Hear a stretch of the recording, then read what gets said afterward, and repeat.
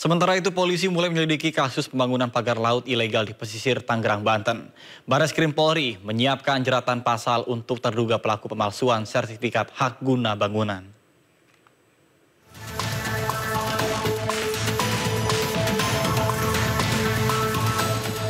Sejak dimulainya penyelidikan dalam kasus pagar laut di Tangerang, Banten, Bareskrim Polri telah mengumpulkan barang bukti dan keterangan terkait terbitnya sertifikat hak guna bangunan yang saat ini telah dibatalkan oleh Kementerian ATR BPN.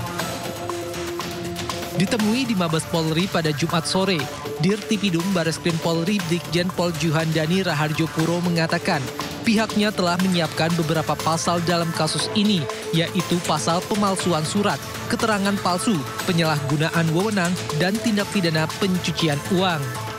Saat ini kami sudah melaksanakan penyelidikan dan semoga kita bisa mengungkap apakah ini juga merupakan tindak pidana yang kami duga, yaitu dalam hal ini kami sudah menyiapkan ataupun dugaan terkait pasal 263 KUHP, kemudian pasal 264 KUHP, dan kami juga menerapkan undang-undang pencucian uang.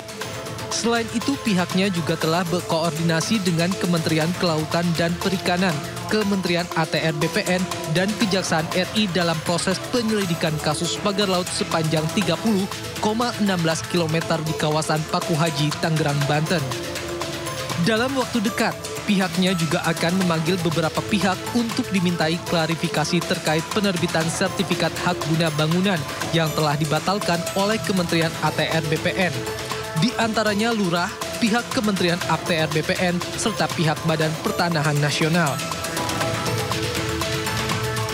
Dari Jakarta, Rizky Falupi, iNews melaporkan. Menteri Agraria dan Tata Ruang sekaligus Kepala Badan Pertanahan Nasional, Nusron Wahid menyerahkan pengusutan unsur pidana yang diduga dilakukan ke anak buahnya ke aparat penegak hukum. Tidak ada bidang tanahnya. Nah, karena itu yang bersangkutan sudah kita tetapkan untuk dijatuhin sanksi.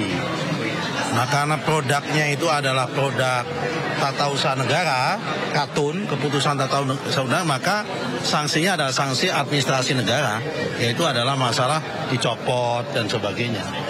Kecuali kalau di situ ada unsur-unsur mens rea. Misal dia yang bersangkutan terima suap, terima sogokan atau apa, itu baru masuk ranah pidana. Tapi tidak menutup kemungkinan dokumen-dokumen yang disajikan oleh pihak-pihak pemohon itu adalah dokumen-dokumen yang tidak benar. Misal dokumen palsu atau dokumen apa, nah itu mungkin bisa masuk dalam ranah pidana. Di ranah pidananya adalah pemalsuan dokumen. Nggak tahu aku, kalau itu saya nggak tahu. Ya, sepanjang pemeriksaan kita ya memang belum menemukan itu kalau di internal kita. Tapi kalau masalah suap dan tindak pidana yang lain kan sebetulnya itu bukan lagi kewenangan kementerian. Itu kewenangan APH kan. Bisa di polisi, bisa di kejaksaan, dan mereka APH hari ini